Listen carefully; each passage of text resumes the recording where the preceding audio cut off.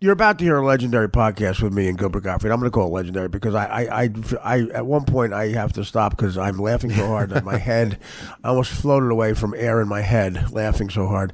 And you're either going to love it and we're going to get accolades and it'll be sent over to the Museum of Broadcasting and the Comedy Hall of Fame, or Gilbert and I will both be working as bellhops at the Lowe's Hotel in about 24 hours. And believe me, I'm going to be doing a bulk of that work. Gilbert has children. Of the two of us 20 years ago, one of us would have a beautiful, blonde, wonderful wife with kids, and it's Gilbert. I tell you, I love Dan Filato, but whenever you sit down for more than 2 seconds, there's a Chicago sporting event on. I'm watching a meaningless Bulls Golden State game. I know, yeah, I'm a Steph Curry, blah.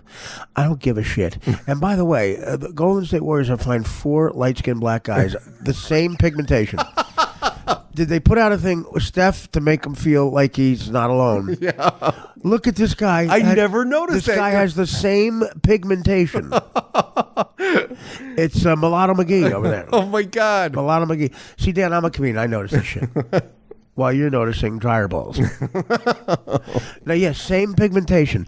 And the contrast of the jet black Bulls players, jet black Butler. Butler on the Bulls was my favorite story ever. His mother thought he was too ugly. He was like born in the Cabrini Green version of Sparta. Whenever a baby is born in Cabrini Green, it's inspected. If the baby's ugly, the mother discards it.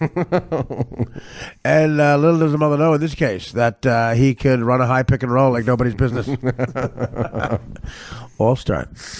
I'll get into this story before I had what I was trying to explain is the Gilbert Gottfried show you're about to hear. Gilbert and I have done several shows together. They're very offensive usually, also known as being very funny to the point. Where Time Out New York, major magazine here in New York City, voted Gilbert and I the funniest, the number one funniest show of the 2015 New York Comedy Festival. Now, you might say, no, I read that article. It's number 2. No, it's not number 2. I'll explain why. I'll explain the phoniness of show business.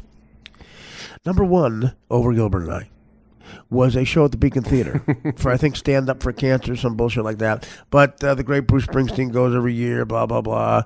I think Jadine Garofalo rolls her eyes a couple of times for her classic bit of rolling her eyes. Dan used to laugh a lot harder at that. And I, whatever. That always wins. As Trump would say, the fix is in. It's rigged. It's rigged.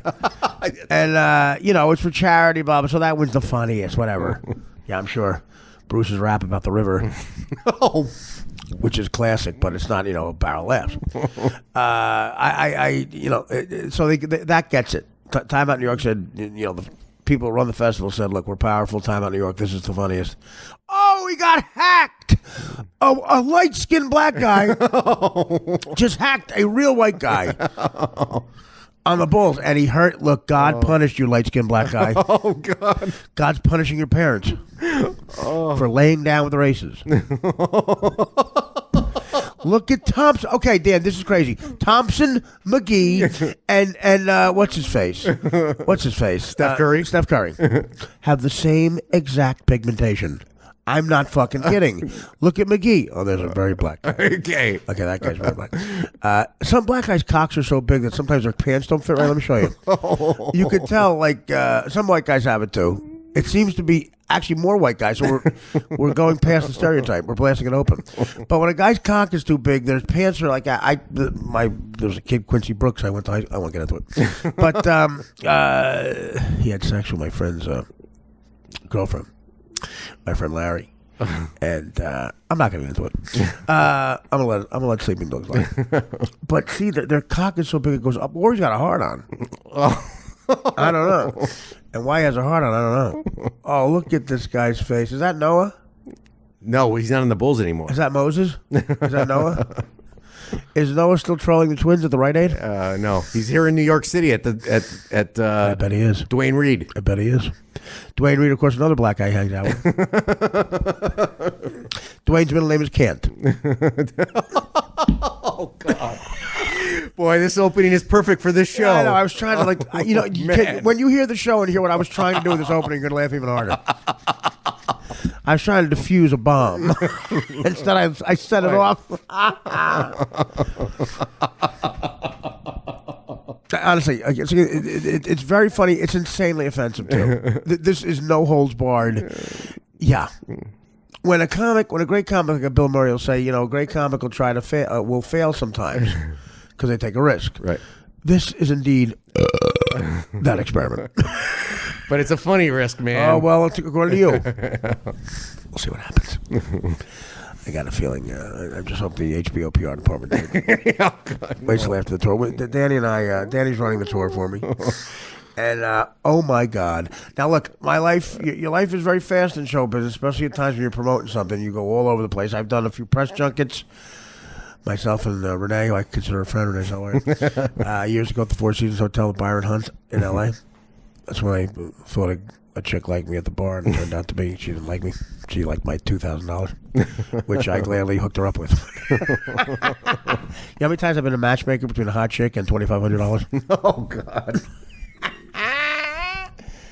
38 seconds, $2,500. And that includes getting the ice. Wow. So, yeah, very offensive. But, I wanted to tell the story. Dan and I share. Look at Durant. Look at Durant. How is he on the fucking best team ever? The best team ever just added Durant. And I'm going to give you my Durant is my rant. I'm going to rant about Durant. Here's Durant today. Durant is about Durant. Jesus, those arms. He's got Michelle Obama's arms. Only hers is thicker. Remember when we played? Michelle Obama has thicker arms than Kevin Durant. I know you think there's something funny you're trying to crowbar in, but no, I said remember my joke first. Remember when we played his movie, the Kevin Durant movie? We played clips from it. We did? Yeah. Oh, on DirecTV. Yes. We got to reopen that bit. You know what? Another time. Write that down. You got it. Write that down and forget to remind me for 8 months. I love you. All right, Dan and I have been living together now he moved in and said he's going to get another place. It would take him a month to get another place. But I need him here. I love him. I can't replace Dan. He's Obamacare. He's Obamacare. A very inside joke. He's my Smokey. That's not sexual. But not Smokey as in I second that emotion. I second that emotion. But Smokey Robinson is 98 years old, I guess. Still tours. Still tours, and he is still fucking bitches. I think so. Yeah, I think so, because he's got those green eyes that mesmerize you. He's the exact pigmentation of Steph Curry. Surprised he's not playing on the team. By the way, Charles Oakley gets Man of the Year for fucking, even if it was accidental, punching that idiot, James Dolan. I hope he didn't punch James Dolan so hard he loses his musical ability. Oh, what a dick. James Dolan. One of my favorite bits I did on the DirecTV show was, this is an observation I made that I think is true. It's not even trying to be funny, it's true. James Dolan and Harvey Weinstein, two of the pompous of pompous asses. Shakespeare in Love, Beat Out, Saving Private Ryan. That's a powerful guy. That's a powerful fat guy with acne. And Harvey Weinstein, powerful fat guy with acne. And James Dolan, who owns the Madison Square Garden, basically. Both rich kids. Whatever. Dolan put together the Sandy concert. He also had a lot to do with the concert for New York, which was amazing. And Harvey Weinstein helped them. So they both put together at the Garden 12-12-12, whatever the fuck it was. Right. Concert for New York. No, concert for Sandy, Hurricane Sandy. Okay. They're going around on the DVD with the behind-the-scenes footage for it. And when I tell you, Dolan, okay, Weinstein is pompous, but James fucking Dolan is the most pompous, hateful, obnoxious prick you have ever seen in your life. He's yelling. Basically, a camera guy who works for him clearly is shaking from being scared. He's going to do something wrong. Not much unlike another employer I know. Kids, you got kids shaking, making a potato sandwich because you might yell. We called Grillo last night. Officially, Grillo is, Howard's a brilliant man because he really pegs people. Grillo, look, the other day, Grillo got a lot of positive feedback on the air, on the radio or internet, whatever the fuck you call it, Reddit, Jesus. And and it was positive for a change. It wasn't like you asshole. Hashtag you asshole. And he texted me. He goes when we were getting all the accolades for the Howard show we did together, and basically he was just sitting there laughing, sitting there laughing. I can't hear my headsets. Shit. Hello? I got it. They're back. Okay. I don't know what happens here. All right. I'm doing the heavy lifting for Gorilla. And, we goofed on some things. And it's built on the internet. There's, Gilbert and Artie. I mean, God, Steph Curry just hit a fucking I fouled him. Jesus. Look at that pigmentation. What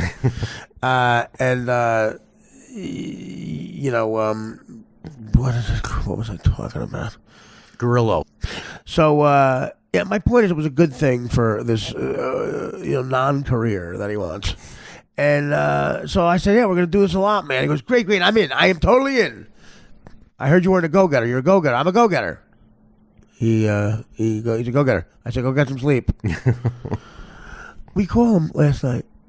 And we go, dude, we're going to do a late night podcast. It's going to be fun. So much fun. Come on in. Let's do it again. Let's do another positive thing for your career.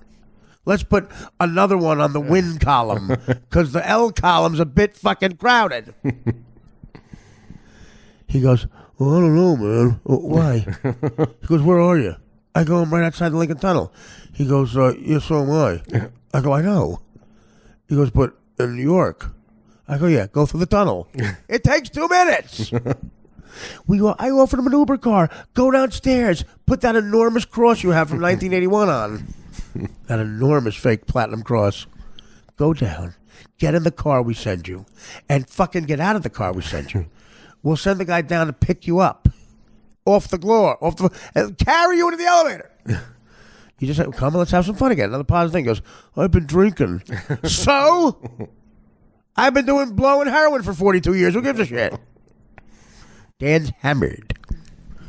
I'm hammered. Just get here.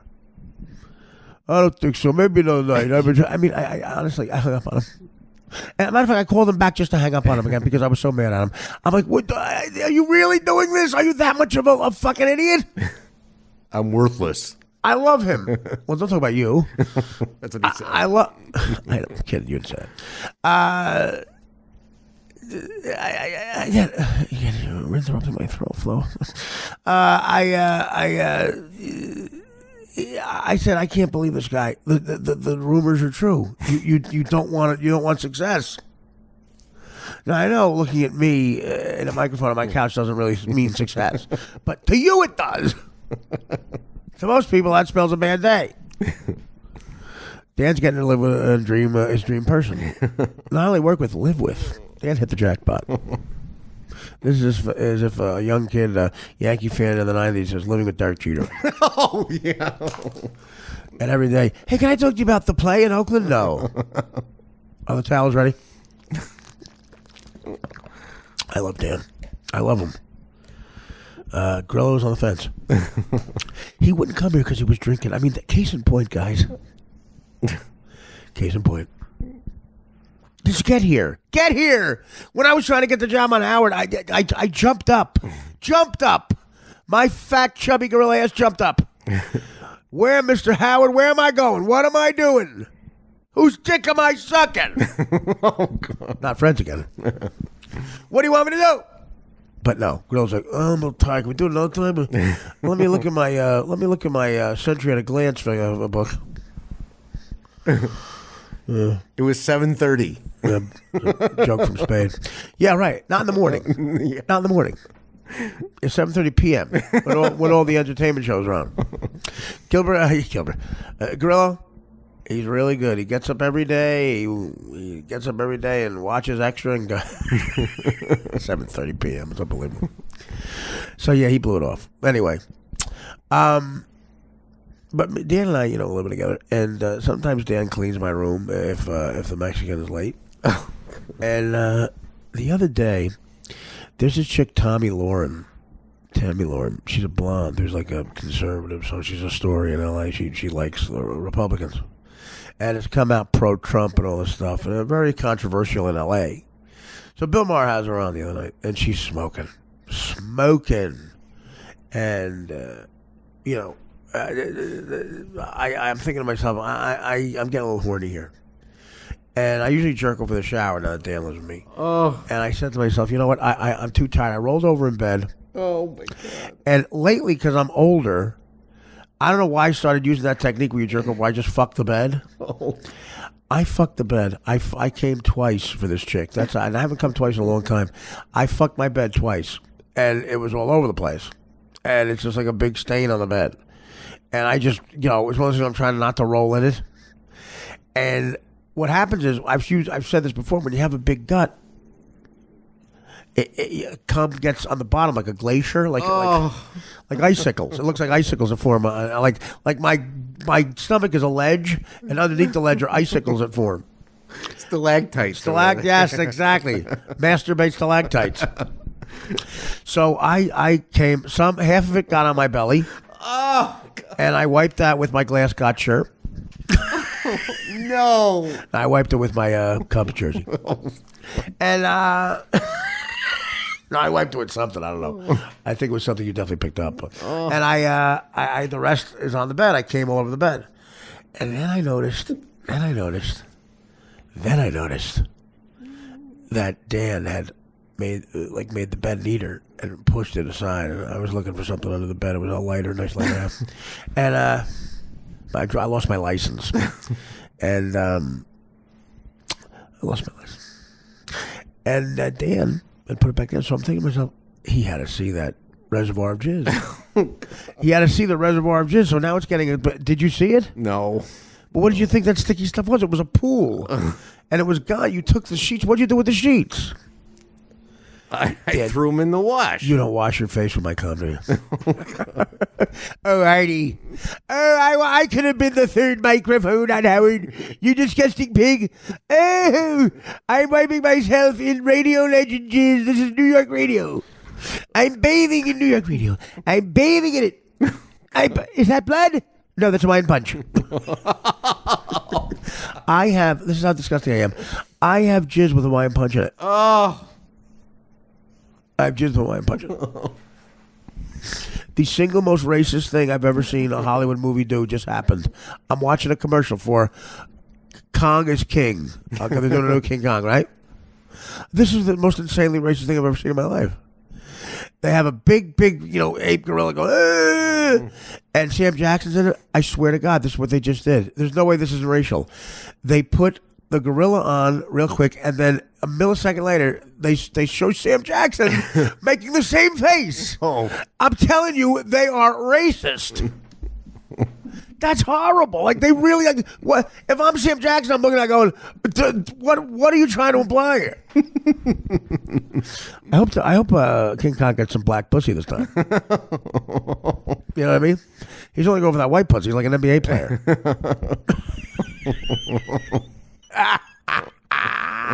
Anyway, the Gilbert thing.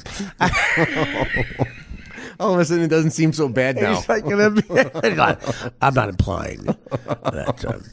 I guess I am implying. Well, whatever. These are jokes. I don't want to be turned down for the Papa John's drone commercial. This Papa John's guy, if I ever see him, I'm punching him in the face. God, is he annoying. I heard he's into some crazy shit, too. Let's just say this. What's the other password? That's the first password. That gets you into the door. But you've disgraced it. You've ruined what's here. Sidney Pollock's upstairs in a mask. So Dan, I apologize. Put it this way. Just look closer. And you don't have to clean the jizz sheets. I mean, that's what's great about fucking Mexican and Salma in particular. Like, I don't know why that is. It's so racist, but it's embedded in me. If I do something that gross, and I've done stuff way grosser, if I done on the road, I don't care if it's a maid that doesn't speak English. I'll just fuck her and let her go. Okay. But a Hispanic maid, like I went to Cancun once, and the maid was I shit all over the lamp, and I jizzed everywhere. Consuela, yeah, I came and bled, and threw up on the lamp. Oh, see. I gave you a couple of pesos, sweetie. You'll be fine. Oh, see, pesos, see. I love Mr. Lang. So, so I have a rare thing where I have Hawaiian punch and jizz. There's Hawaiian punch in my jizz. Oh. My jizz is chunky style. That's my favorite Dice Clay. It's not even a joke to the bit. He just says something disgusting. I got jizz that's chunky style. Right now, they're talking about running a pipeline from my balls to Biafra, where I just whack bag 3 times a week, and it goes to Biafra and feeds those motherfuckers. I just say, you need food? And then literally, in the Vegas DVD he did when he was down and out, me and Norm watched, I couldn't stop laughing. He would jump, this was a common theme throughout the act, he would go on the ground, face first, and fuck the floor like I fucked the bed, and go just hit the floor with his hands and go whack bag, whack bag, whack bag, whack bag. Biafra's fed.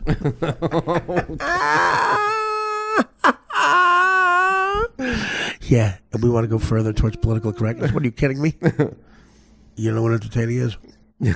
So, Dan, I'm sorry. Officially, I'll get your thoughts. Just be careful. Look closer. It could be a blood. It could be a wine punch. It could be an egg. It could be my jizz. You know. Your thoughts on this? Sometimes they don't have my contacts in. So what? Sometimes they don't have my contacts in, so I can't see anything.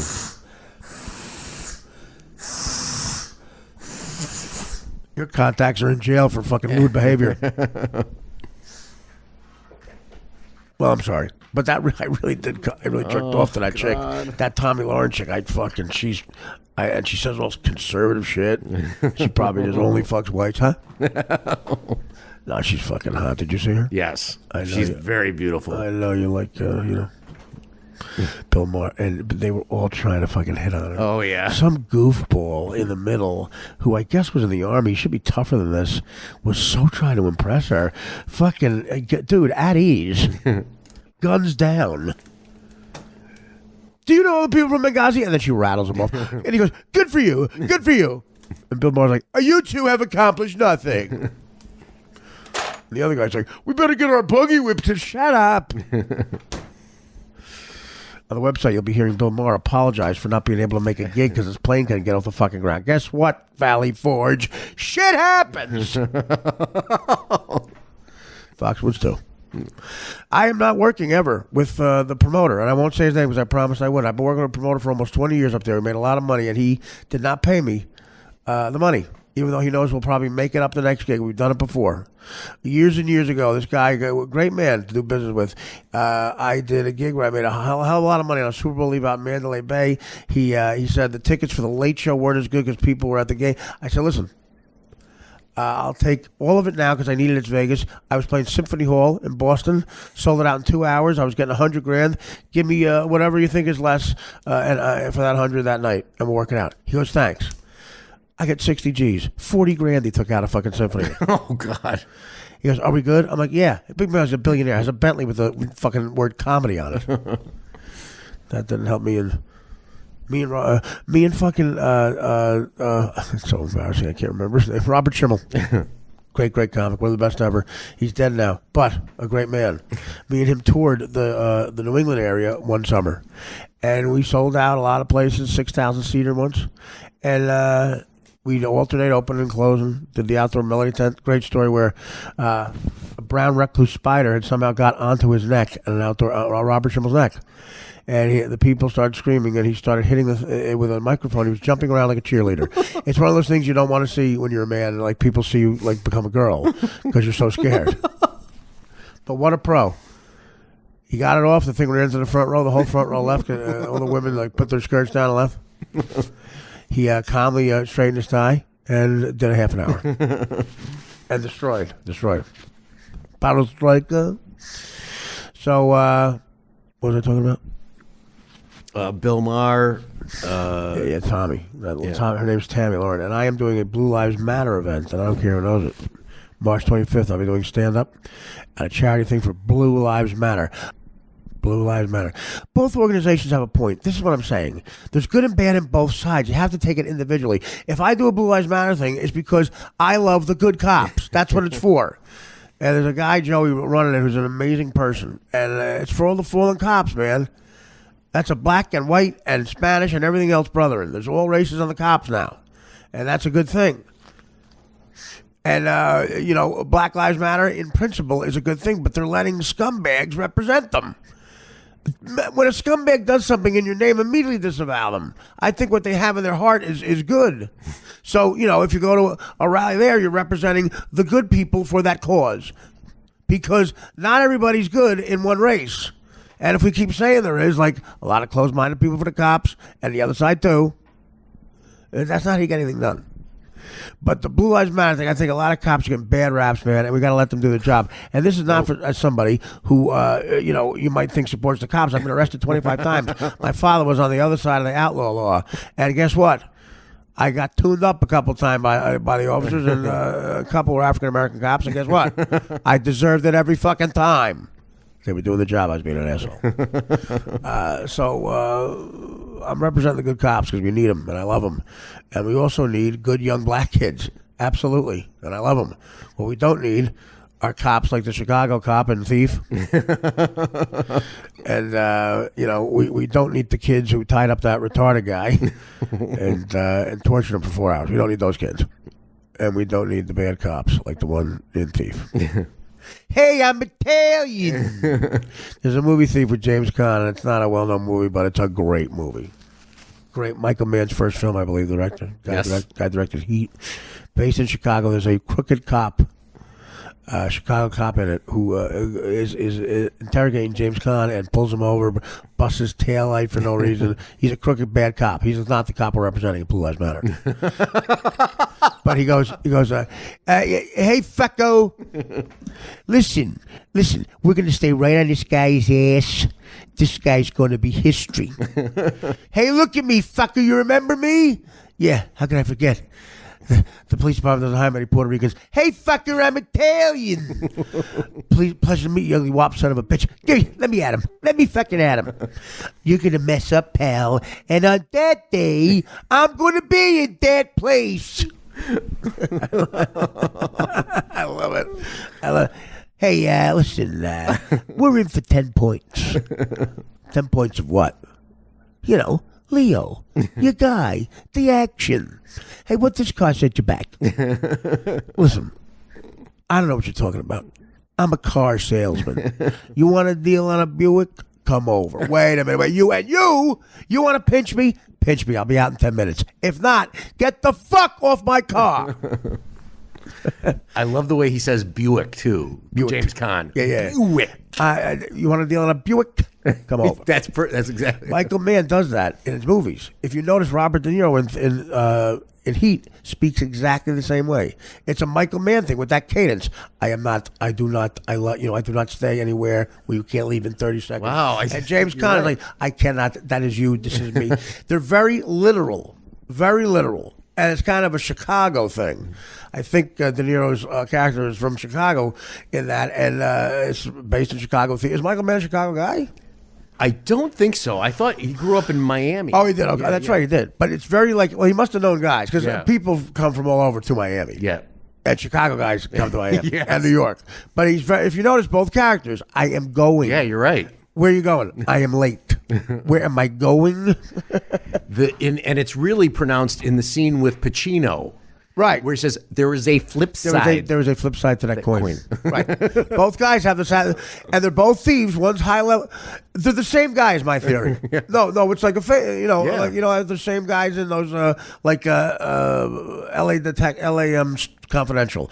That writer has the same character. Right. Or same character in Michael Keaton plays the same character in Jackie Brown, and the one with the other one with fucking Dennis Farina. Right.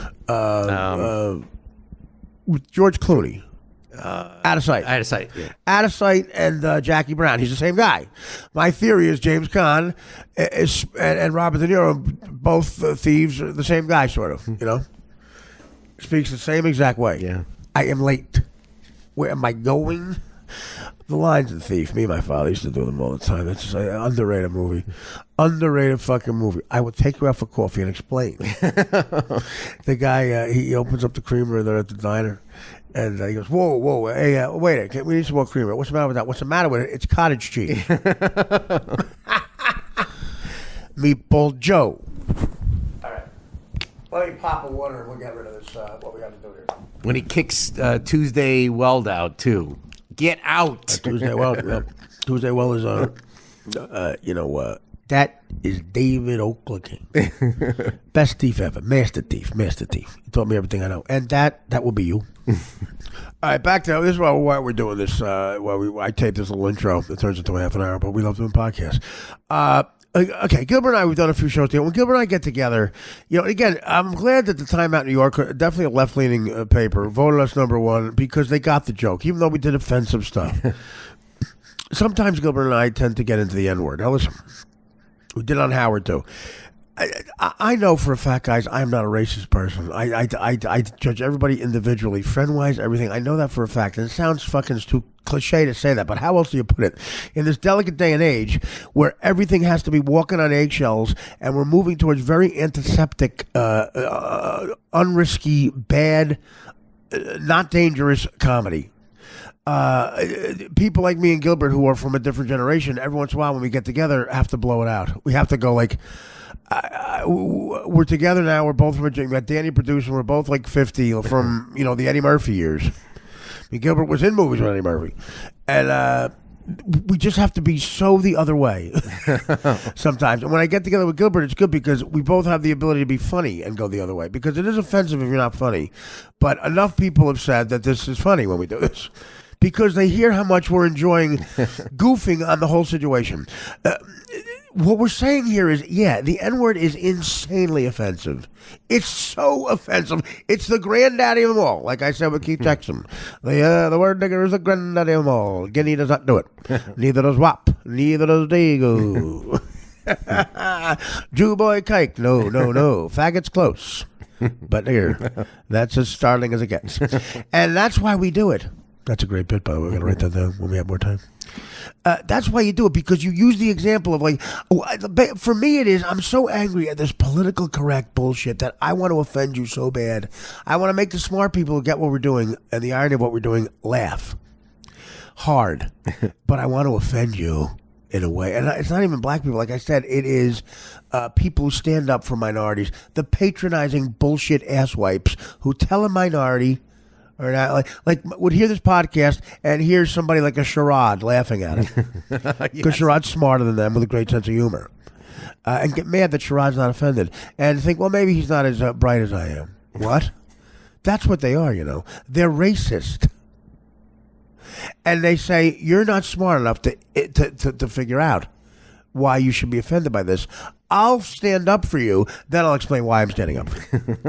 It's worse. Way worse than any sort of overt racism to me, because it's sneaky and condescending. Let people think for themselves. If a black guy's enjoying this bit, it's because he likes it. It's not because he's dumber than you. Upright Citizens Brigade. I love Amy Poehler. Amy, a dear friend. Maybe not now, but Amy's a dear friend. After I did the Amy bipolar bit.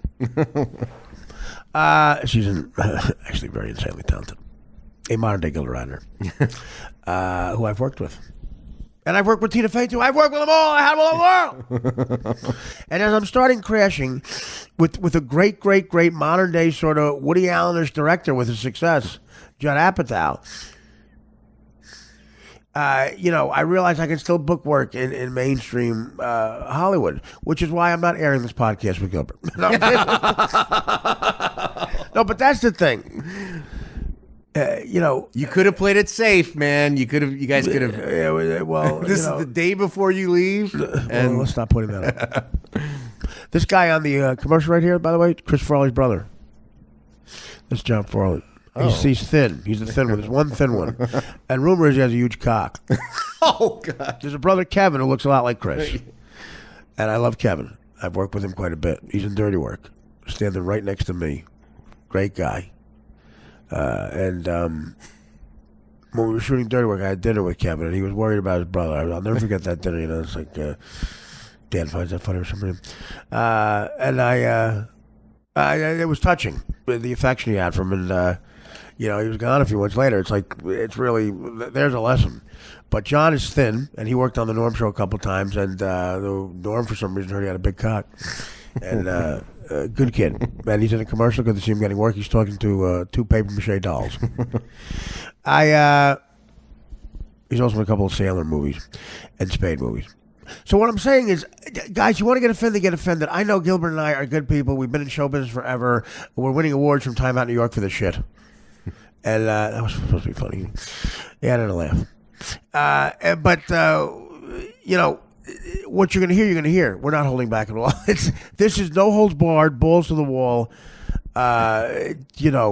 This is the anti-PC police. This is the Broad City on Comedy Central. We're not trying to be offensive, is my point here, guys. Just listen to it and try to listen with an open heart and love this, because we're not going to stop doing it. And if we get kicked out of show business, which I wasn't in it until I got on HBO, so who cares? But I do care. I want to keep this job. I love this job. I love that I have a job. Well, I've always had a job. I'm a hard worker. And I'll be the comedy outlaw that I've always been. I was doing stand-up. I work at Scotty's with Levy. I'll go back doing something from my couch, and out of the corner of my eye, watch Dan check the equipment. I don't care. But what you're about to hear will never change. We will always have fun goofing on the safe stuff that's going on with what you're about to hear, an insanely offensive yet funny podcast. We're going on the road, baby. I'm taking Crashing on the Road. Get on me this year. Me and Danny will be in California for 10 days. I am doing Seth Meyers tomorrow. It starts. Seth Meyers tomorrow. I'm taking a train to Philly, doing stand-up in Philly. Spike Eskin's network and radio station with the great John Ritchie. I'll probably be on in Philly. I'll be reunited with him. Trocadero, probably. I think it's sold out. Stand-up show. Me, Judd, Pete Holmes. San Francisco, stand-up show. Podcast. L.A., red carpet premiere. Stand-up in L.A. New York, stand-up. Friday, this Sunday night, February 12th, Gramercy Park Theater. Special guests, me, Pete Judd. Special guests, and it ain't going to be it ain't going to be Mike Boschetti. Rest in peace. And it ain't going to be, well, it might be him. Judd's got a lot of powerful friends, and after the show, he won't have them anymore. Crashing premieres February 19th. I could not be more excited, guys. And please, if HBO hears this podcast with Gilbert and you're thinking of firing me, I'll never talk to Gilbert again, ever. I'll cut him out of my life the way Howard did. I'll cut him out the way. If I see Gilbert backstage at Radio City, I won't say hi to him either. Oh, God. By the way, my point is this. You're talking to Artie, guys. I'm your friend. That'll never happen. So listen, enjoy. No, we're not trying to be offensive, just trying to be funny. And consider this an anomaly. Live through us. This is special. It's unique what you're about to hear. Two older comics be offensive and funny. Love you. Bye. The greatest guest of all time on my show and the Howard Stern show. And, of course, he was placed over there by Chelsea Handler. And Chelsea, I need a handler. Very upset you went to the ancestry thing recently and found out her cousin was Hitler. She found out she was a Nazi. I saw that. Yeah. Our father's like some big Nazi officer. Of course, you know the voice of Kathy Griffin is here. The great Gilbert Gottfried, who, and of course, Dara, his lovely wife. Dara is, let me tell you something. No comedian can figure out how to get a good woman. I've lived with 3 women here, and the nicest one stole my watch. I said I need a woman to do all the womanly things, but I don't have to deal with the pressure of sex, and that's Dan. I've turned him down like 50 times, but I just need something to get through the night. And I jerked off on you twice. I'm sorry, Dan. That's a lot. It was three times. Now, But, so Chelsea- Gilbert Gottfried's here and Dara, and I love you. Go ahead. What were you going to say? Chelsea Handler also is releasing naked pictures. Yeah, of her. yeah. What is? Did anyone ever ask her to? Well, the way she gets on shows is she blows the heads of networks. But I think even those nerds say, keep your shirt on. There are a million actresses who I'd love to see naked, and she's never been on that list. I think more. There's a couple of, not just that profession of actors, I think there's a couple of female chimney sweeps. Who can be black or white, depending on I sweep your chimney. you know what? We're a minute 38 in before Gilbert did that black voice. When me and Gilbert would sit in on the news, that's all. One of us had to just do that, and then that was it. That was it. Howard lost control of the show. And of course, the story. I'll tell us for new subscribers because it's the greatest story of all time. There's some new kids out there. I'm sure millennials in their safe space are like this.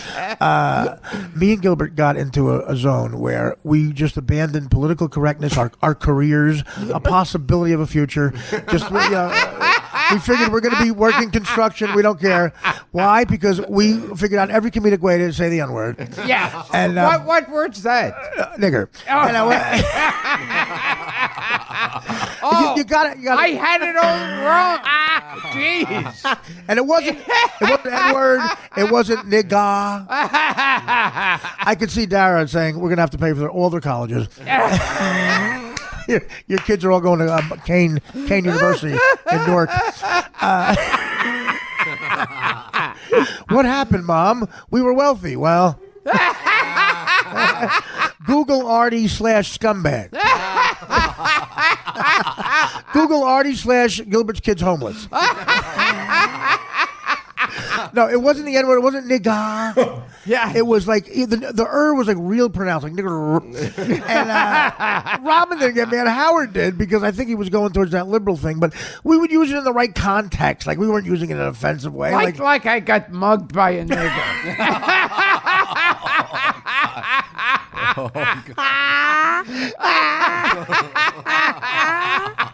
A comedian. All of my tax money don't know. is supporting the niggers.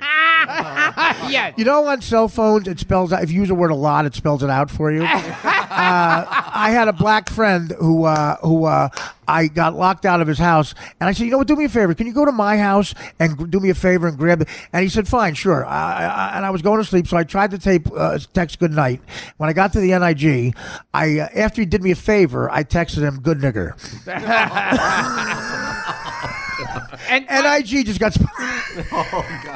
And my favorite part of the whole story is you saying, "I had a black friend."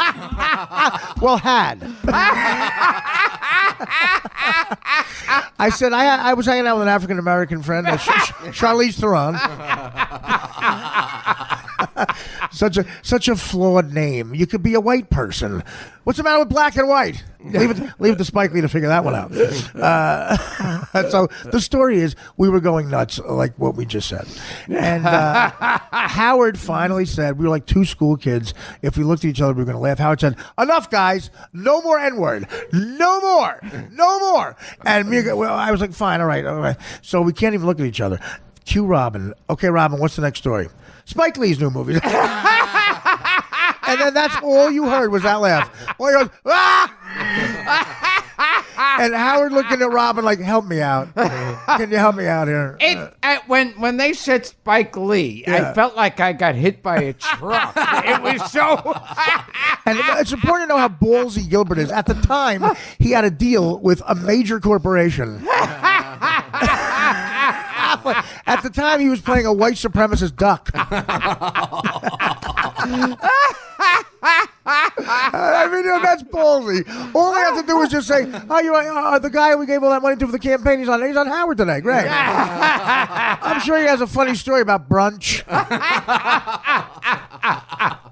Oh, that's hilarious. That's hilarious. And all you hear is, "I got mugged by a nigger today." Well, how else are you going to tell the story? It's like 1830 when the Irish were right off the boat. I got bugged by an Irishman. You're up to the devil's business. Oh, that's so great. You're not going to find that anywhere else. You're just not. And I heard that on Stern now. Yeah. Part of it's a whole giant book of rules. Yes, they have a dress code. And Imagine me first day. Bye. and this would explain why neither one of us could ever come back to the show again. The 3 words. Absolutely. They're not even on George Carlin's list. Yeah, yes. These 3 words you cannot say. What are they? Well, nigger. Gilbert and Artie. Retard. And faggot. And I figure if they locked us both in a room 10 years and said, come up with a sentence without any of those words in it. Well, there was a time I got cut off by a retarded nigger faggot. Yeah. Come up with a sentence without retarded nigger faggot. We're going like, damn. It doesn't even have to make sense. Just a couple of words, one after the other. That's all. Yeah, like a conjunction. We're teaching kids, and that's the words. The Sunday morning special with Gilbert and me. Conjunction, junction, watch nigger. There's a dress code there, too. You can't wear a shirt that says retarded nigger faggot. I used to always say, I don't love St. Patrick's Day. I hate when they're walking around with green shirts. The most I do, I wear a shirt with a picture of Lorne Green. So this is what Howard thinks is not as funny as Chelsea Handler. But don't you see, like, he was the one guy, Howard, and this is a testament to him. It was amazing. The one guy that could look at these PC police asswipes, these millennials in their safe space at Brown. I don't know what they think that's going to do in the real fucking world. Like, they get to New York for a job, and they're like, hey, Dad, I told the gentleman I was in my safe space, and he urinated in my mouth. You tell him you're a Davenport. You're an Indiana Davenport. Nobody pisses in a Davenport's mouth. Yeah, Dad, the guy just shit in my mouth. But, he was the one guy who could say, fuck you. I got all the money. My fans will still come here. They're hardcore fans. My fans love me more than fucking, Brad Pitt's fans love him. They're hardcore. And instead, he fucking went the other way. He said, no, I want to kiss your ass. I want to come to Jen Aniston's wedding. I want to say, David Schwimmer, you're a great actor, to his face. I want to have a bromance with Orlando Bloom. I want to tell Ellen DeGeneres I look forward to her dancing. What the fuck happened? Oh, God. Gary the retard is now Gary the Conqueror. Yeah, I'd say that a lot. When Gary the retard would call up, the first thing I'd say is, hey, retard. And me and Gilbert, though, we haven't changed, and of course, we're broke. Yeah. Gilbert still goes to the Funny Bone in Fuck City, and starts out by saying, "A fly lands on a piece of shit." Well, Gary the retard, right, is now called Gary the Conqueror, the nigger faggot. Again, for you agents out there, this is all in context. We're doing characters. It's a character. Mine is Gilbert the racist who hates retards. And I'm Artie the racist who hates niggas and faggots. I took up the load. No, but this reminds me. My grandfather was always just one thing off in life of being a success and being right. He was one number off with the lottery. And you know what? I just realized yesterday he used to call Bill Cosby the biggest racist ever. One letter off. Turn that C to a P.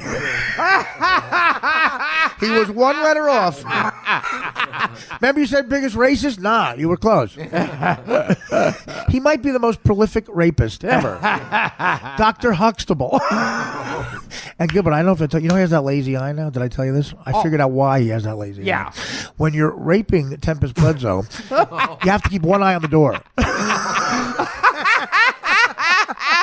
and eventually it becomes permanent.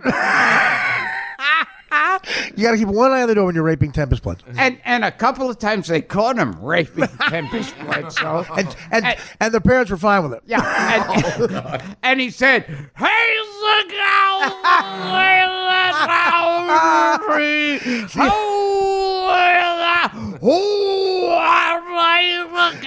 Pudding. He used to be. This is how fuck New Jersey is with luck. He used to be our spokesperson. Come to New Jersey. It's better than they got a lot of rest stops with private areas. Come to New Jersey. There's a lot of places where you could, I don't know, not be seen. Come to New Jersey with that uppity model, you know, who wants to get. Come to New Jersey with an Asian woman who wants comedy classes. Gilbert in the highest rated Cosby show ever. That was? That's right, yeah. I'm sure you're rolling in dough. Yeah. And what's so funny about it is I had heard, just a couple of years ago, he was going to have yet another sitcom. Right. And I thought, oh, well, that's one job I know I could get on. Do you realize, and again, when I say this, realize we can cut everything out, but I have to say this to try to get a laugh. Do you realize if we're here, it would be the same exact way? What was happening? You'd be hearing the same show. He would just be seething. He would have 42 index cards in front of him.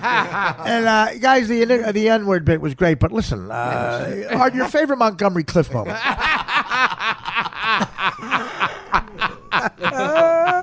Oh, it's so great. I better die before you because I'm not going to be able to handle that. Actually, of course I'll die before you. Unless Gilbert's trunk that he takes on the road falls on him. When we got back from Montreal, dude, I left you a block from your house and I thought he's not going to make it. You had that trunk. Yes. If that falls on you, I'm like, where's Dara? You need Dara all the time. I would call Dara and I go, where's Gilbert? He's in San Antonio. By himself? He's in Texas?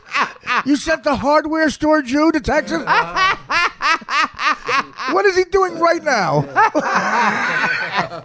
Making small talk with the owner? Hey, Gilbert, this is my buddy. He owns the biggest Ford dealership in San Antonio. Can you take a picture with him? He never seen a Jew. Get over here. Yeah, that's a Jew. Stop checking for the horns bit. It's not funny. That's hacky. He's got no horns, and you know it. The kid's got an enormous kid, like 400 pounds. Oh, that's so good. Have you ever watched any of the show, Gilbert, My 600-Pound Life? No. Oh, my God. I feel like David fucking Beckham after I watch this show. Oh, God. It's so amazing. It's so amazing. And there's a Mexican woman named Lupe who's 608 pounds. And she hides burritos in her purse.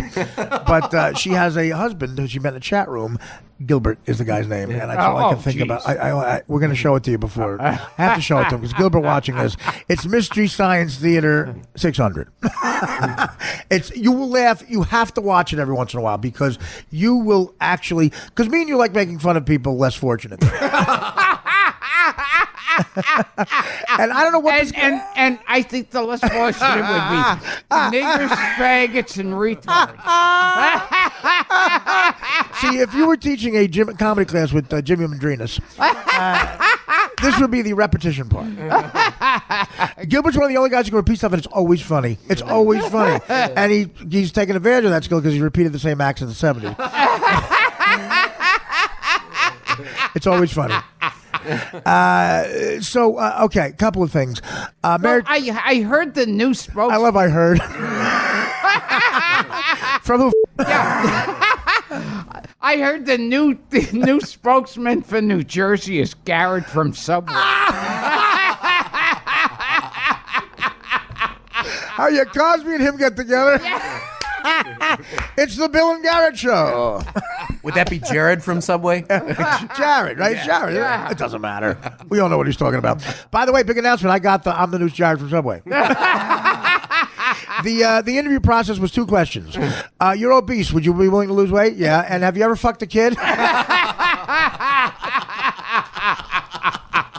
Can we see your laptop? right now, that kid is, he started going off. I started out with the 6-inch roll. Now I'm on the 12-inch roll, and I hope he's not on the 12-inch roll in prison. Chad, we're going to start you out with the 6-inch cock, and then the 12-inch pumpernickel.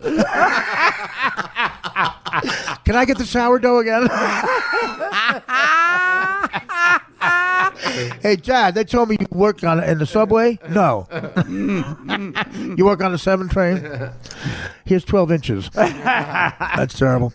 But I wrote a parody that you might like, Gilbert. Of course, Mary Tyler Moore. Mary Tyler Moore died, and she's famous. She was famous like Chelsea Handler for fucking network executives. And Grant Tinker, she fucked. And that's a lot of actors are mad because that's how she got ahead. Here's a cappella. I want to run it by you. Maybe we could punch it up. Here's my new theme song. You turned out to be a great thinker, 'cause you chose to fuck Grant motherfucking Tinker. You know you got your own show because you chose Grant Tinker to blow.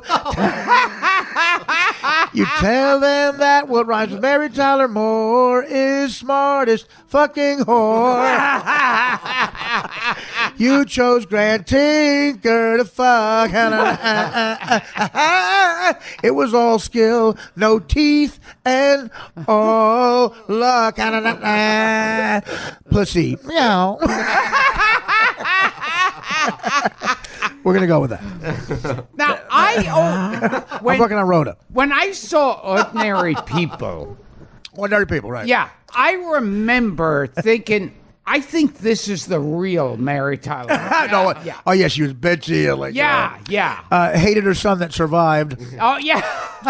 How about this? That beat Raging Bull out for Best Picture.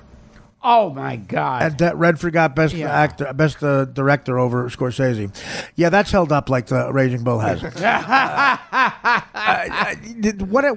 First of all, for 2 hours, Judd Hirsch holds the answer that you survived. That's what's wrong with you. Quite frankly, that's a ripoff. Oh yeah, not exactly the Sixth Sense ending. Not exactly Angels with Dirty Faces. I mentioned a movie from 1938. Just smile. Would you like to say something? You haven't touched your index cards. God, that has an audience of 4 people. And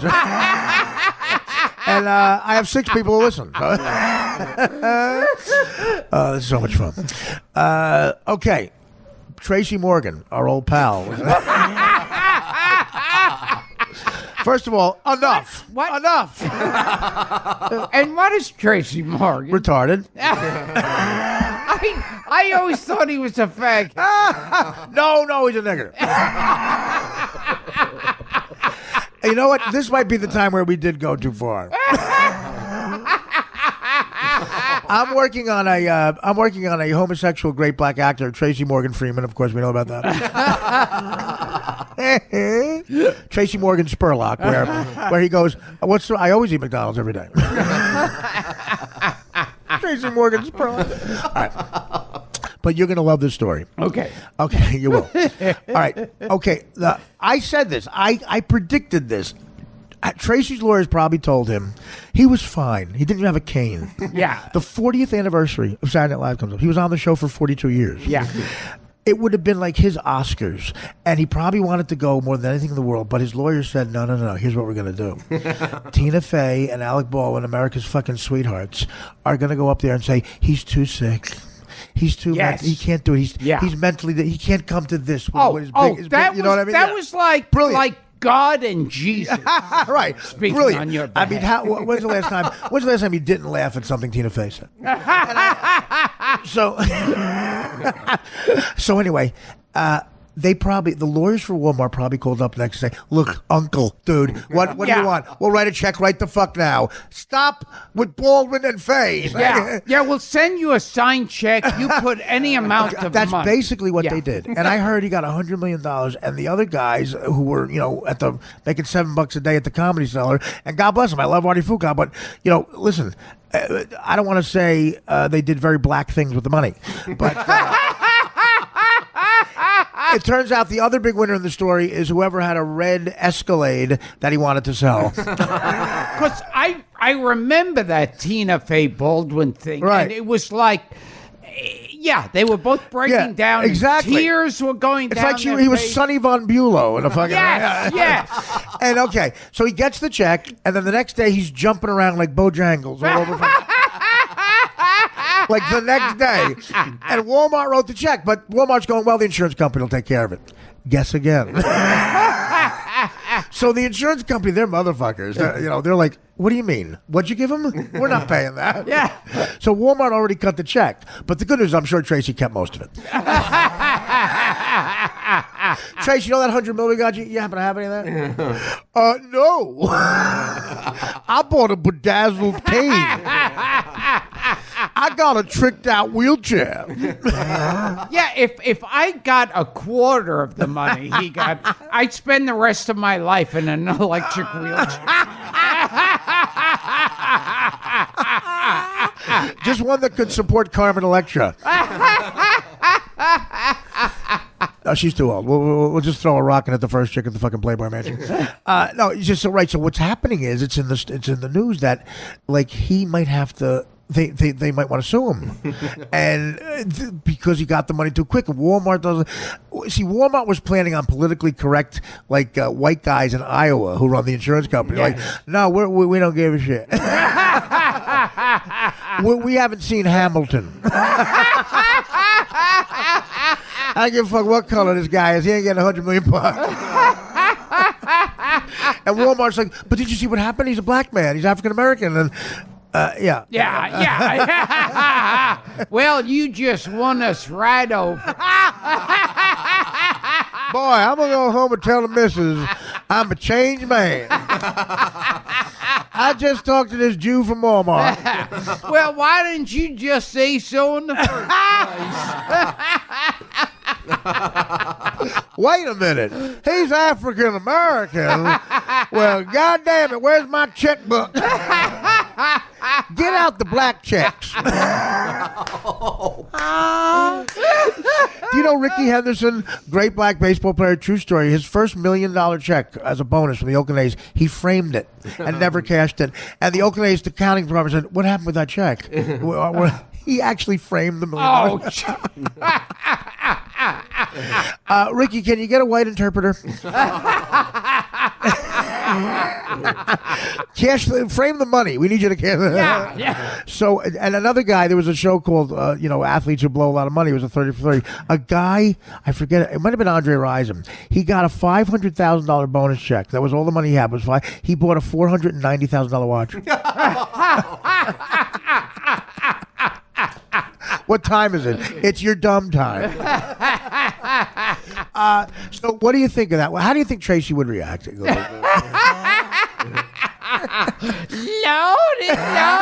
Loaded. Where's my cane?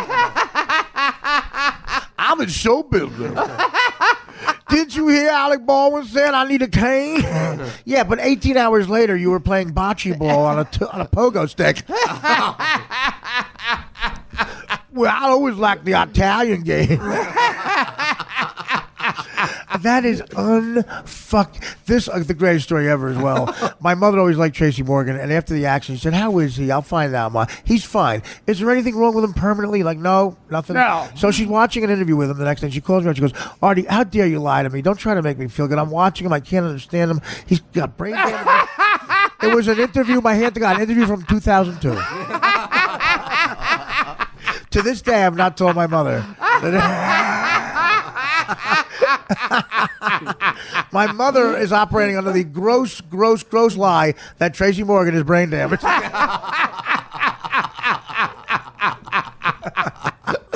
If he was brain damaged, he'd be speaking intelligently. And by the way, these are all characters. Now we're in a character of the guys who don't like Tracy Morgan.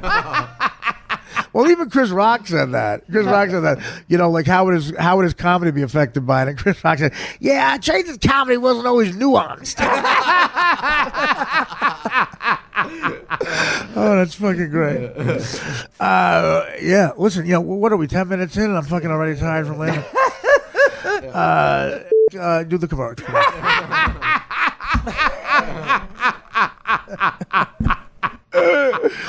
Oh, man.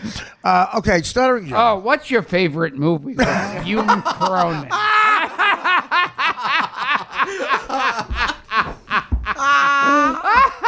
Or as I call him, Mr. Tandy.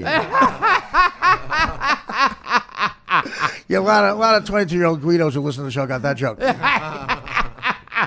I gotta make water. I know when I got to make water. That's Tracy Morgan Freeman. I gotta make water. Did you see Tina Fey said I gotta make water?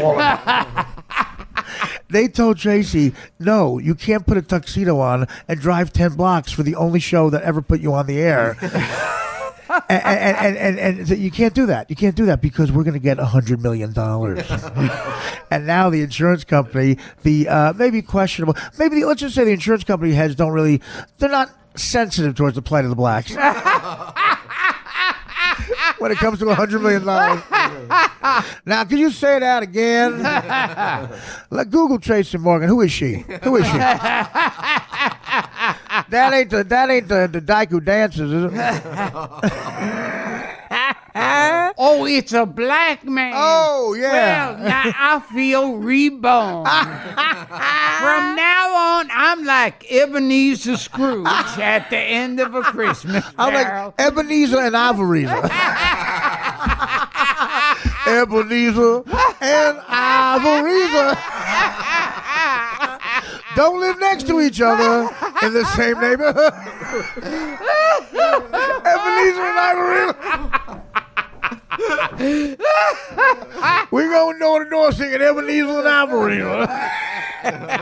This is a colored Santa. Turns the guy. I just thought of. We're going to invest in that film. You're talking to a guy who probably would disavow his daughter if she dated Jack Black.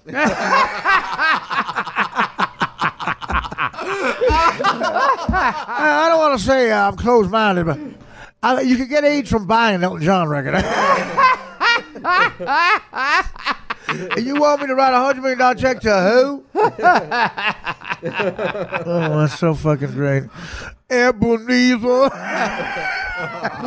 Ivoriza. You want me to write a check for $100 million to a nigger?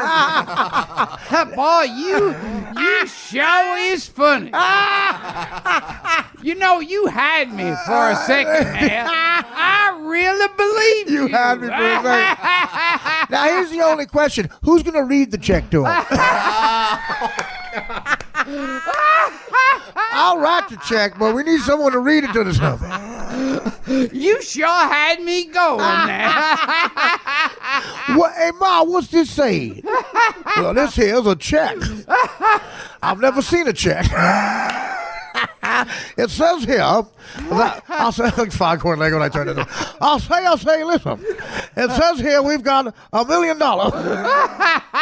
Wait, that's $100 million. Honey, can you get hey, lick your thumb. You're going to be counting a lot tonight, bitch. Well, I heard to get a check, you got to work for a living. Is that welfare or Walmart? Walmart? That's welfare or Walmart? Hey, you misspelled welfare. Can you tell the guy he misspelled the first time this ever happened? He misspelled welfare.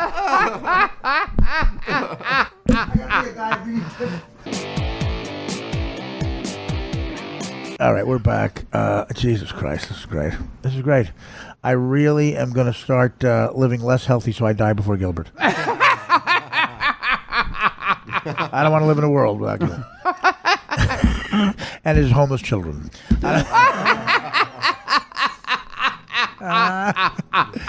Gilbert worked all these years to have the same amount of money as Bob Levy. Listen, I got an idea. Listen. All right. So, again, we were discussing, of course, the nigger retard situation.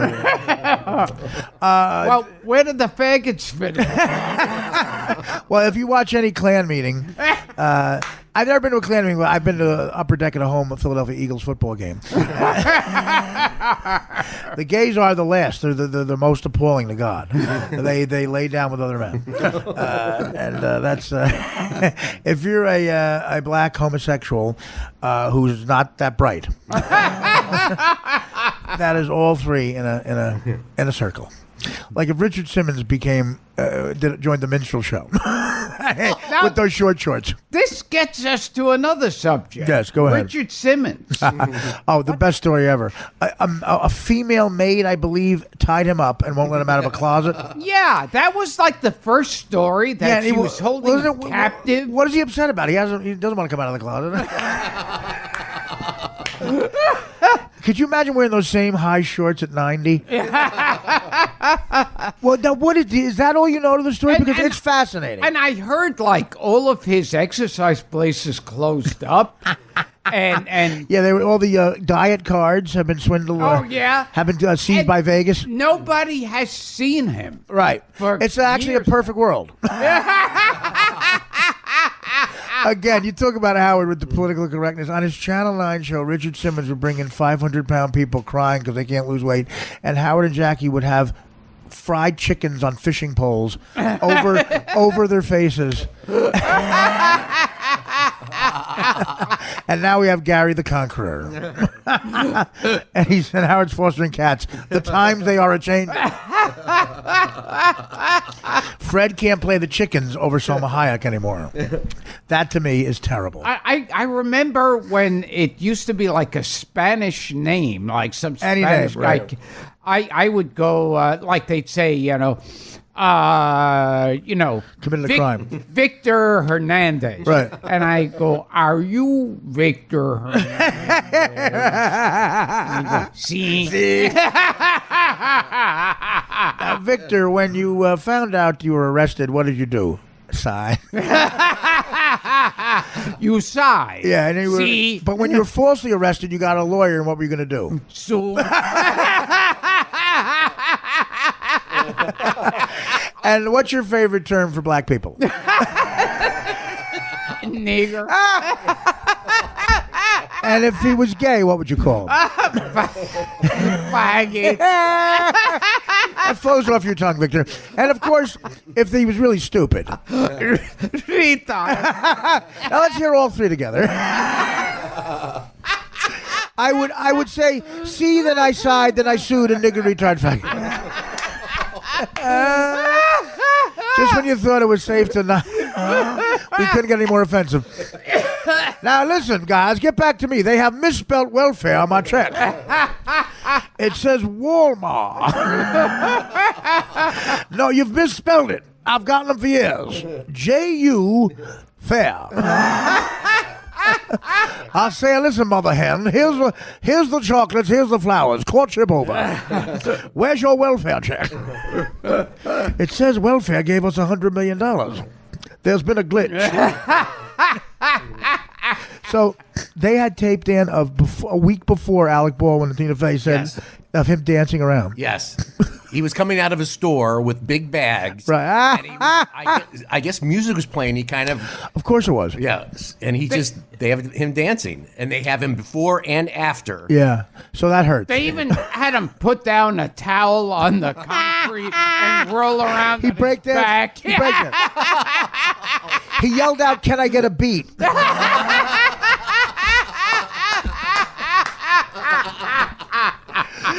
Tracy, can I get a beat? Can I get $100 million?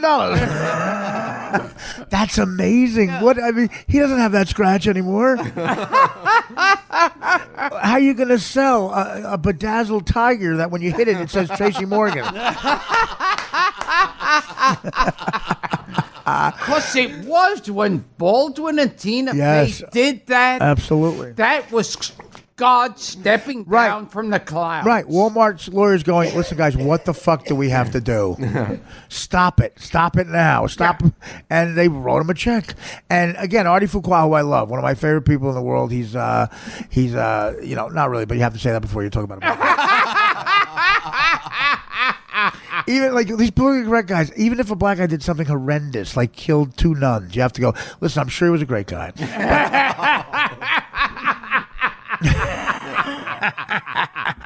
You're lucky. This is Al Sharpton. You're lucky my friend only killed 1 white person.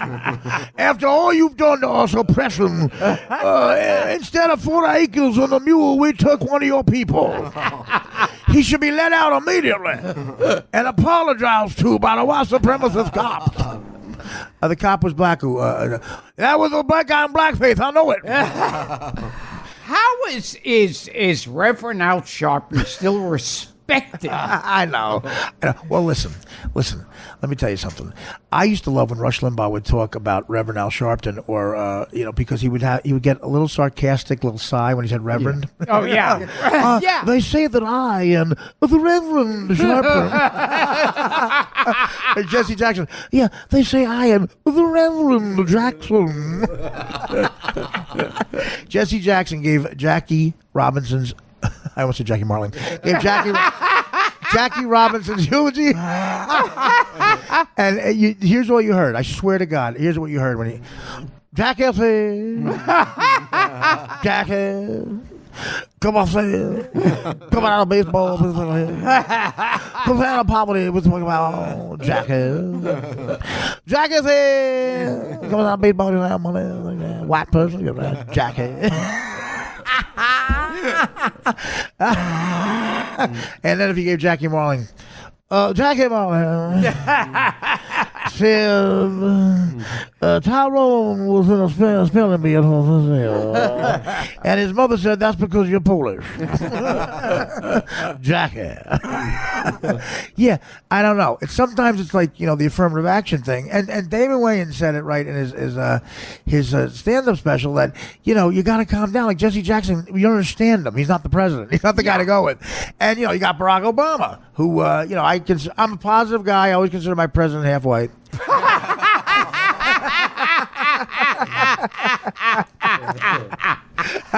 Well, see, but that's another thing that happened when Obama got in office. Right. You couldn't say, "Oh, this guy's an idiot." You can't. Like you did. Nobody can, right? Yeah. Until Trump came along. Yeah. He just doesn't give a shit. It's like Bush is an idiot. Right. Everyone's an idiot. Yeah. Unless, they're for abroad too. Like everyone's afraid that. Everyone doesn't want to say that Elizabeth Warren looks like a grown-up version of the kid from A Christmas Story. Because that would be body judging. These millennials have to learn that there are people who are allowed to judge in this life. They're called judges. They will judge you for burning the flag or spray painting Hitler. I love when they compare Trump to Hitler. Like Louis C.K. wrote an article in the New York Times why Trump is Hitler. I'm like, okay, let's take that literally for a second. Let's see how far he could get with that in New York. He wakes up one day at the Trump Tower, holds a press conference. Okay, I'm Hitler, and I want to kill all the Jews. Okay, let's say he gets away with that. Yeah. Now. We're announcing the construction of a concentration camp outside of Long Island. He gets away with that. Yeah. Okay, now we have a bunch of trains we bought, and the Spielbergs have to be there too. Howard Stern, the Spielbergs, Gilbert Gottfried, and his father, if he's still alive, at the hardware store. You all have to get on a sweaty train out to Long Island. Okay, Louis, let's say he gets away with that. He's somehow not stopped. This is what you're afraid of. You get there, and the Spielberg said, the camp counselor says, you guys look tired. Take a shower. What are they talking about? I mean, whatever. It's gone crazy. Gilbert, your thoughts?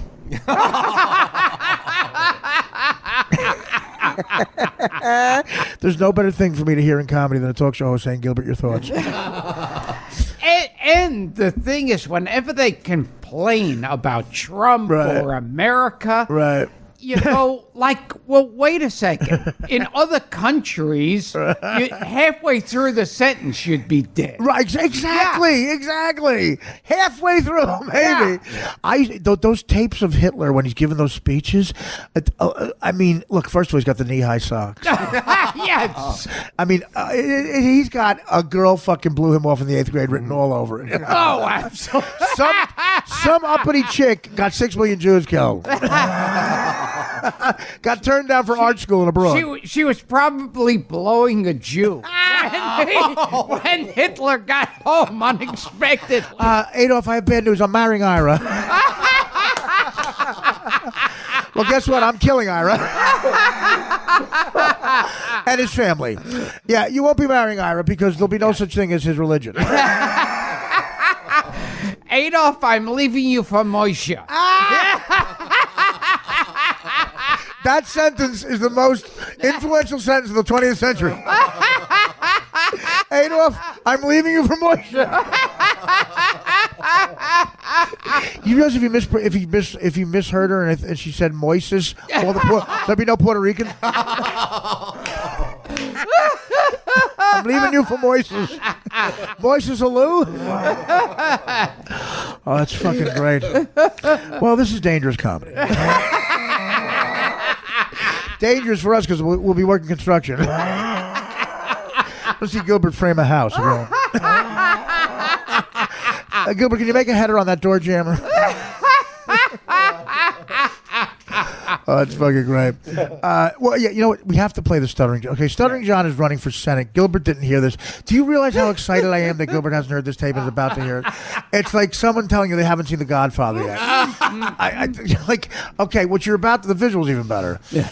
I think you did it in one take. Yeah. And, okay, this is no joke. This is Stuttering John Melendez, the man who in his audition tape to become the announcer for the night show said the word nigger. In the name, he said niggerless cage. When in his audition, I'm going to repeat that, in his audition tape for the most coveted announcing job in the history of television, he said the word nigger because he said Nicolas Cage.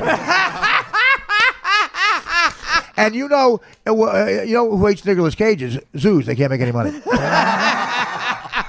You have a Nicolas Cage. It's a bad month. This cage doesn't have any niggers in it. What would you call it? See, that's Gilbert doing a character who was about. If this were our E! True Hollywood story, you would say, coming up, Gilbert boards a ferry for Hoboken.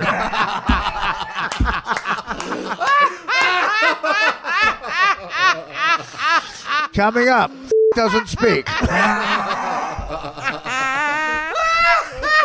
Coming up, runs out of index card. Later, Gilbert, I heard a rumor you went to Artie's today. Did you guys do any comedy? Oh, this is great. Well, honestly, I'm so happy you're going to hear this. No, okay, this is our old friend Stuttering John.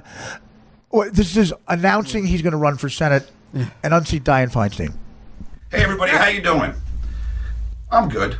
Look, after sitting on the sideline for years complaining about our government, I finally decided to do something about it. And that's why I'm running for senator of the great state of California. Yeah, I know, it sounds like a joke, but it's not.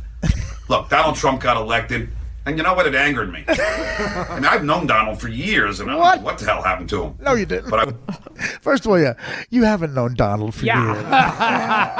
You're a guy he zoomed past at the Stern Show. And you asked him, Donald,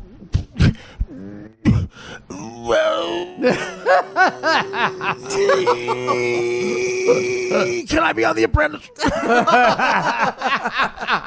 All right, keep going. You know what? How about this, Gilbert? You know what? It angered me. Go ahead. I will say this. I will fight for you. I'll fight for the youth to lower college tuitions. I will fight for immigration reform. I will fight for the environment. Immigration reform? Play that back, Dan. Play that back. Could he take another take with that one? Immigration reform. It's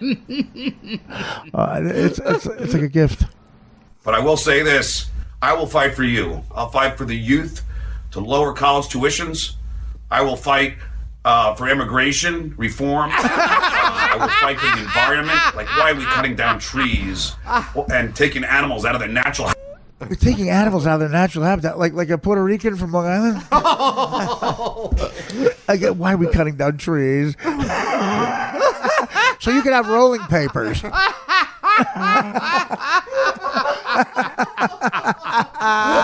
You idiot.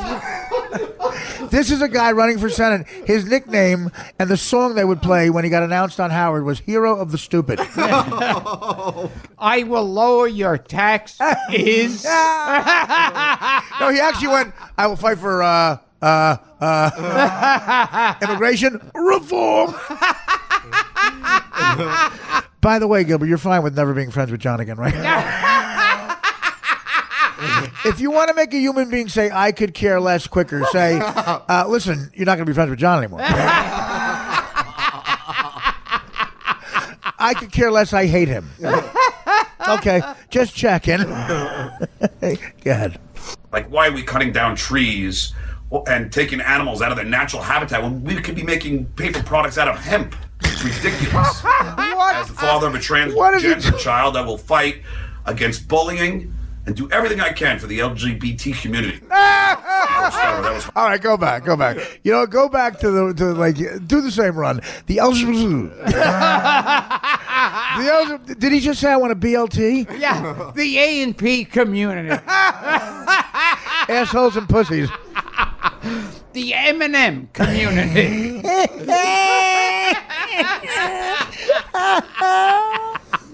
I will fight for the CBS community.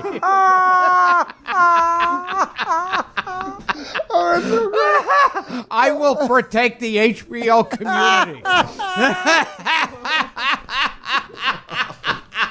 I promise never to go to Canal Street and buy a firework named Nigger Chasers again. He actually said that on Howard. He said that on Howard. A guy came in with a certain type of firework we couldn't, that Howard didn't know what it was, and I knew what it was. I was going to say anything. And John casually said, it's a nigger chaser. And when Howard said, what are you talking about? John said, well, what's her name? It's her name. I didn't make it up. It's her name. Hero of the stupid. I got hit with stupid's arrow. Go ahead, Dan. All right. Making paper products out of hemp. It's ridiculous. Out of shampoo. As the father of a transgender child, I will fight against bullying and do everything I can for the LGBT community. That was hard to say. Oh, the way he says G, Dan, stop. The way he says G, that. It sounds like he swallowed a mouse with mayonnaise on it.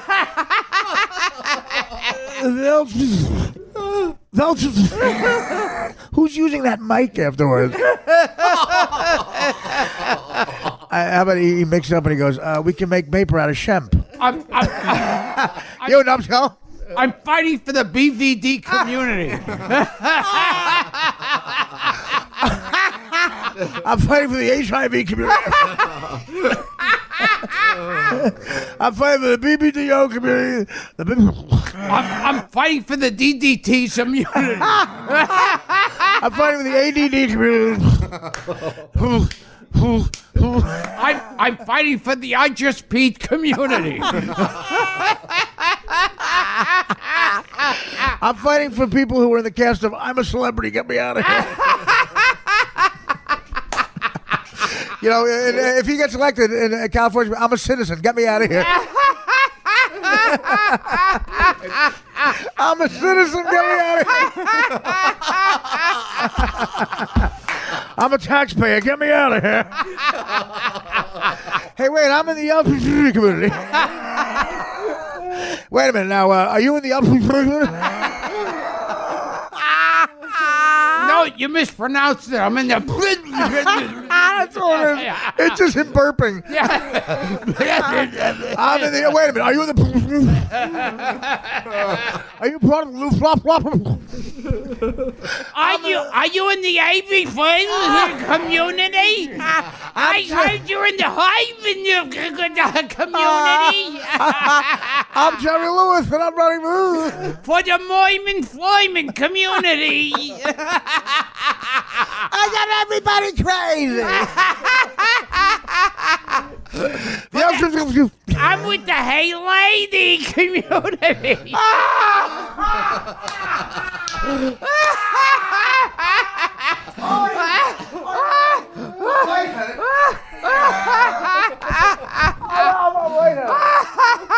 kidding. Oh my God, I gotta fucking stop.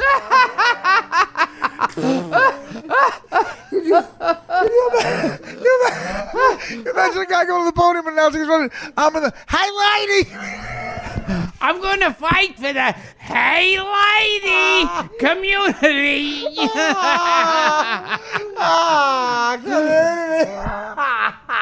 I have a transgender child. My child needs a transmission. Oh my God! I'm gonna transcend me. Oh, that's so fun. I'm the nutty politician. Honestly, let's take it back.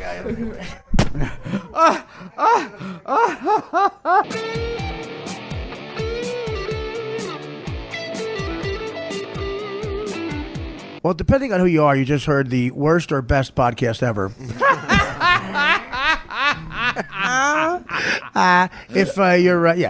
If you're Liz Warren, I don't think you're retweeting this.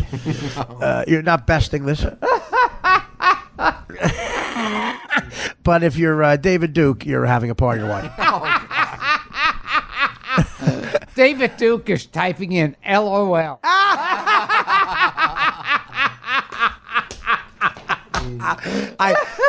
Every once in a while, David Spade would say the funniest shit. The first time I texted David Spade and wrote LOL, he texted back, first of all, I'll tell you when something's funny.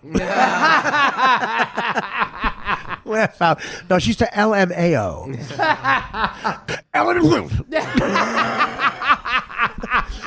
How do you type that in, John?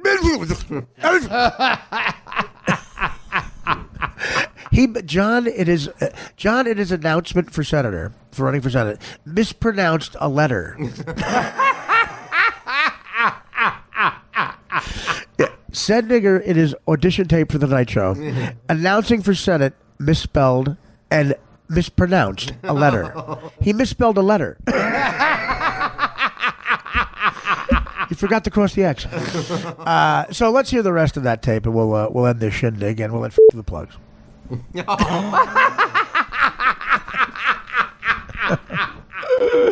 Oh, that's great.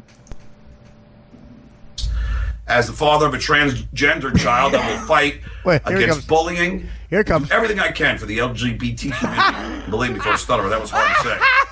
So great. And seriously, even that, I will fight as hard for you as I have fought for myself. People told me when I was a kid you couldn't be anything with a stutter. Well, guess what? You know what I became? The announcer on The Tonight Show with Jay Leno. All right, stop. You know what I became? Destitute. People said, when I was growing up with a stutter, people said, you know what I became? A grown-up stutterer. I'm going to fight for immigration reform. First of all, John can't fight cavities.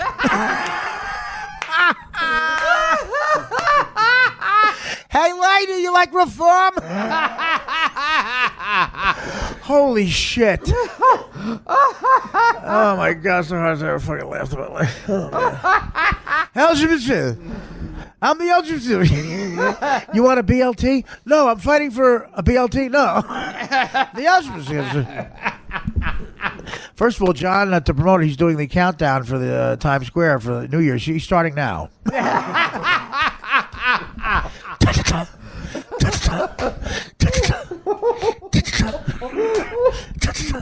It's 2018. It's June 2018. Happy New Year. Happy New Lady. I'm going to fight for the community. Oh, it's fucking great. And you know what? Let's how much more? Let's end this tape. And I can't even. I can get my stomach checked for a bunch of reasons. This is fantastic. You know what? It's a shame we can't go to the Brooklyn Diner with John anymore.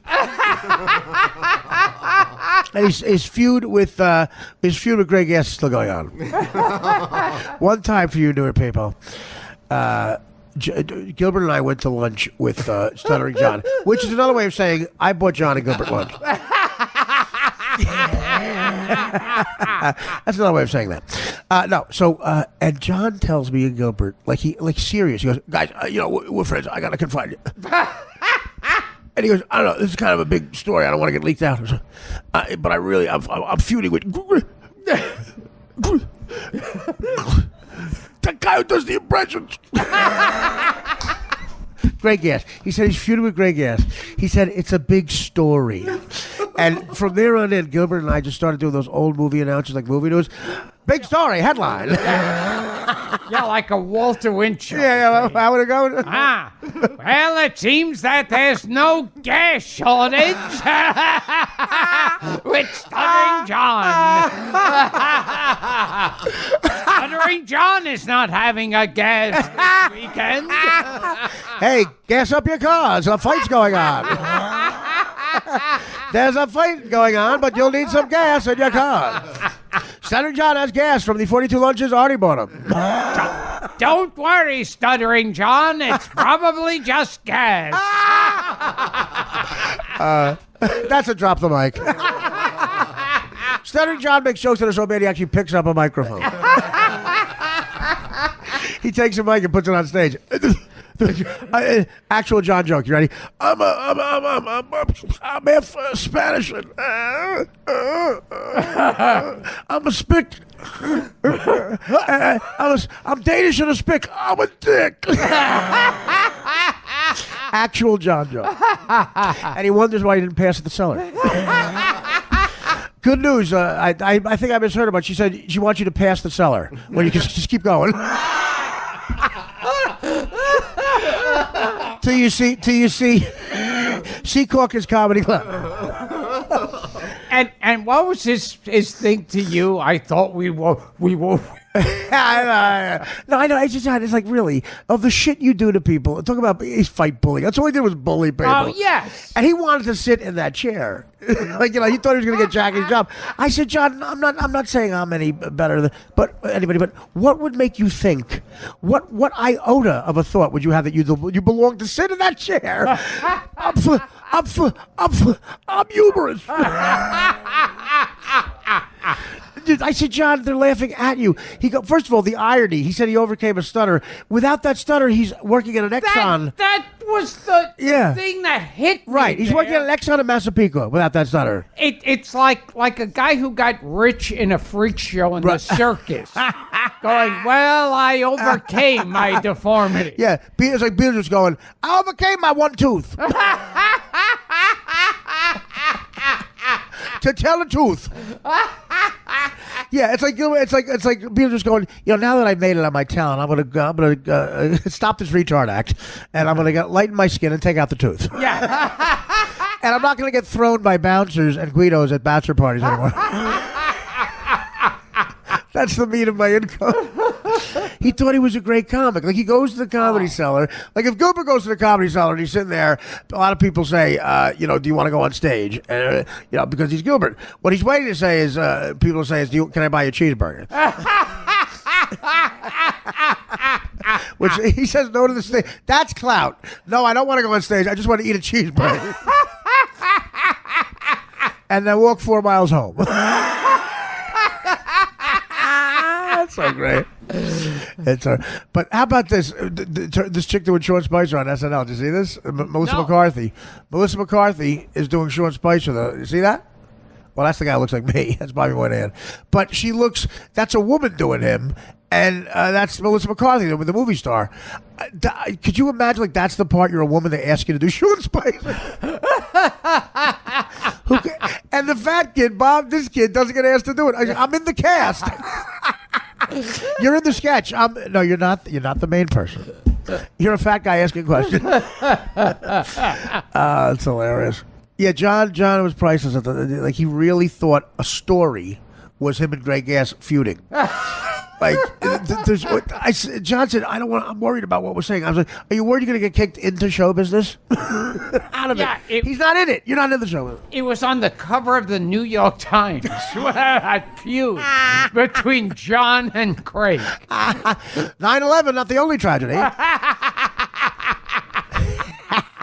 Stuttering John has flown a plane into Greg Gass's act. All right, well, I'll stop now. It's an hour. It's Yeah. over an hour. Gilbert, what do you have to plug? Anything? Okay. That was a rhetorical question. What do you got? Seriously. Gilbert Gottfried's amazing, colossal podcast. It's great. It's just you, right? I don't hear anybody else. How do you do that, by the way? How do you do that? How do you do that? How do you sit there and then somehow out of nowhere you talk about The Blob, the movie? You talk about old Charlton Heston's early work. You know what? I was pissed off you lost Affleck, but there's a new commercial, a box of shit. That's literally, you shit in that box and send it in for colon cancer. I swear to God. Yes, I saw that. You couldn't get the voiceover? I saw that. No, we're going with a black person. Hi, I'm Sydney Shit. Hi, I'm Yaphet Kodo. So it's Gilbert Gottfried's amazing, colossal right. podcast. The best thing ever. Subscribe on iTunes. Yes. I'm appearing in a documentary It's great. called Called I Steal Creamers. Life Animated. What is it called? It's a documentary about just comedy, right? Or you. No, it's about you. Well, there's also the documentary. You're in 15 on me, documentaries. which I don't know the name of. Your grandparents were in Sorrow and the Pity, right? Yeah. Which were they? Someone made a documentary about me. Yeah, well, they should. Yeah, Gilbert. Did you know about it? No, they were. There's a camera there. They were dressed as a tree. Who is that tree? Now, Sorrow and the Pity was the first buddy comedy, right? and my He's Sorrow. He's Pity. My Okay. website, gilbertgottfried.com. My Right. Twitter @RealGilbert. Listen, in all seriousness, he's my favorite comedian ever. He's my favorite comedian of all time. He's my. If is actually from silent radio. I did. Oh, Instagram. On Instagram. That's what I had a really fast drug dealer once. That's what I called him. It's @RealGilbert. You know, My Twitter is @RealGilbert and Instagram That- @RealGilbert. Gilbert's wife Dara's doing her Jackie Martling impression. She's writing jokes. She's writing down plugs. And honestly, I don't know what to say. I just this was who laughs. It's worth getting kicked out of show business because I'm not really in it. Now, but technically, February 19th, I'm on an HBO show with Apatow. I'm going to be in show business. I'm going to get kicked out of it before I debut in it. But thanks, Gilbert. I love you, man. And Dara, thank you for coming over here. Dara's on her 15th hour of school charities. What you guys should? They should build a wing over there for you guys. Are you afraid that the kids will have Gilbert smarts? That's why you're doing that. On the SATs, all they kept writing down were old jokes.